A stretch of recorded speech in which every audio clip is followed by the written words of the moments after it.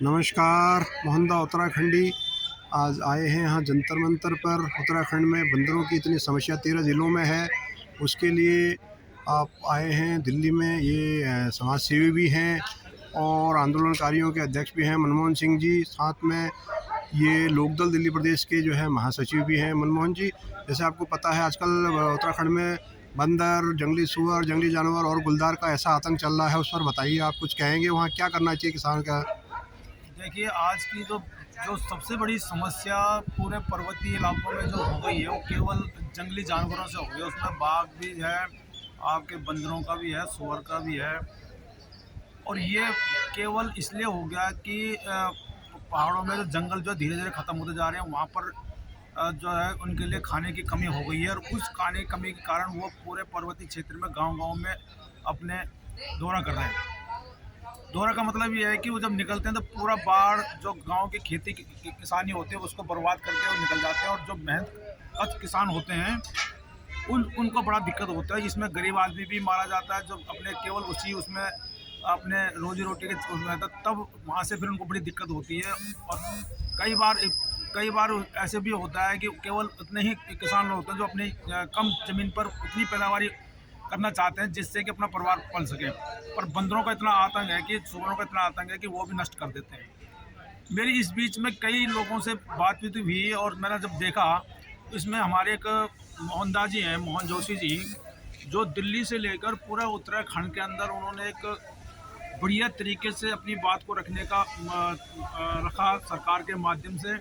जिला बागेश्वर हो, अल्मोड़ा हो, पिथौरागढ़ हो, नैनीताल हो, उत्तरकाशी हो, पौड़ी हो, उन ज़िलों में भी उन्होंने जाकर अपनी पूरी बात रखी है। और इस क्षेत्र में उन्होंने जो काम किया है, मैं समझता हूँ कि बहुत बढ़िया सराहनीय का उनका कदम है। और पिछले वो 6 साल से इस मुहिम में लगे हुए हैं। और सरकार कहीं न कहीं उनकी बात को लेके बीच में सुनने को आया कि 50 से लेकर 100 बंदरों कहीं उन्होंने पकड़वाए और जंगल में लेके गए।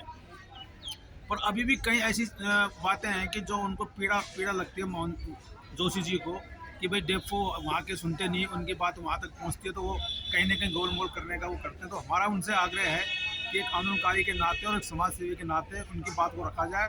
और जिस काम के वो लग रहे हैं, पूरे दिलो-जान से उन्होंने जो क्षेत्र में काम किया है, बल्कि उनको तो इसलिए उनको सम्मानित भी करना चाहिए कि वो लोगों के बीच जा रहे हैं अपना समय निकाल के और पूरे 13 जिलों में घूम रहे हैं। तो सरकार कहीं न कहीं उनको संज्ञान मिले और उनके हिसाब से वहाँ पर कोई इस तरह का कोई कार्य करें जिससे कि उनको भी अपनी बात रखने का मौका मिलेगा और सरकार तक उनकी बात जाने का मौका मिलेगा। पर मैं ये भी कहना चाहता हूँ कि जितने भी जंगल हैं, अगर उसमें फलदार पेड़ लगाए जाएँ, कुछ इस तरह के पेड़ लगाए जाएँ जो बंदरों का भोजन की व्यवस्था हो, जानवरों की व्यवस्था हो, तो निश्चित फिर वहाँ पर जब इस तरह के पेड़ जंगलों में लगेंगे और उनका पर्याप्त भोजन मिलेगा, क्योंकि इस तरह के पेड़ होते हैं जो बंदर और जानवर जितने होते हैं उनको खाने का मौका मिलेगा, तो निश्चित उनको आने का वहाँ से मौका नहीं मिलेगा। यही बात मैं कहना चाहता हूँ। और मोहनदा को बधाई देना चाहता हूँ कि उन्होंने दिल्ली से लेकर पहाड़ तक, प्रधानमंत्री से लेकर मुख्यमंत्री तक अपनी आवाज़ उठाई। हम आगे भी उनके साथ खड़े रहेंगे और पूरा सहयोग देते रहेंगे आंदोलनकारियों की तरफ से। धन्यवाद। स्टार्ट। नमस्कार, मैं मोहनदा उत्तराखंडी आज दिल्ली के जंतर मंतर पे खड़ा हूँ। मैं आज जो है हमारे पहाड़ की जो सबसे बड़ी ज्वलंत समस्या है वहाँ जंगली जानवरों का आतंक। बंदर, जंगली सूअर, सोलसेही और गुलदार, इसकी वजह से वहाँ खेती ही नहीं, खेती का नुकसान तो है ही है, गुलदार की वजह से जानमाल का भी नुकसान हो रहा है। पहाड़ की खेती जो लोग पहाड़ में वो तो जानते हैं, जो लोग शहरों में हैं उनको पता होगा। ऐसी भौगोलिक स्थिति है पहाड़ में, छोटे छोटे खेत और वहाँ पर इधर ढलाईनुमा चढ़ाईदार वैसे वैसे खेत होते हैं। कहीं पर पानी की व्यवस्था है, कहीं पर पानी की व्यवस्था नहीं है। बड़ी संघर्ष के बाद बड़ी मुश्किल से किसान अपनी फसल उगाता है, इतनी मेहनत करता है। उस मेहनत के बाद जो है बंदर और ये जंगली सूअर उसकी फसल को नुकसान पहुंचा देते हैं, उसकी पूरी हिम्मत ही टूट जाती है खेती करने की। उसके बाद अगर फसल होती भी है, वहाँ कोई ऐसा बाज़ार वगैरह नहीं है जो वो अपने उत्पादन को वहाँ तक ले जा सके। तो पहाड़ के आज इतनी संस्थाएं दिल्ली में कार्य कर रही हैं, वो कर रही हैं। मेरा सभी से एक अनुरोध है, ये इन बंदरों की समस्या को और जंगली जानवर गुलदार की इसकी समस्या को सब मिलकर अगर उठाएं तो पहाड़ के उन किसानों को थोड़ी मदद मिल सके। उनको थोड़ा सा वो अपनी मेहनत कर सकें, क्योंकि पहाड़ में कोई बड़े रोज़गार लग नहीं सकते हैं। छोटे मोटे रोज़गार उन लगे, यही खेती संबंध, यही कृषि संबंधित ही वो रोज़गार है। अगर माल्टा है तो माल्टा का आप वहाँ पर जूस बना सकते हैं, बुरांस है, बुरांस का अगर स्क्वैश बन रहा है, आज जगह जगह जारी है, अचार है, मुरब्बा है। लेकिन ये भी वो क्या करेगा, कैसे करेगा? ये करने के लिए भी अगर वो उगाता है फसल, तो उसकी फसल को बंदर वंदर नुकसान पहुंचा दे रहे हैं। मैं पीछे 6-7 साल से इस पर लगा हुआ हूँ। जब त्रिवेंद्र सिंह जी मुख्यमंत्री थे उस समय से मैं लगातार पत्राचार कर रहा हूँ।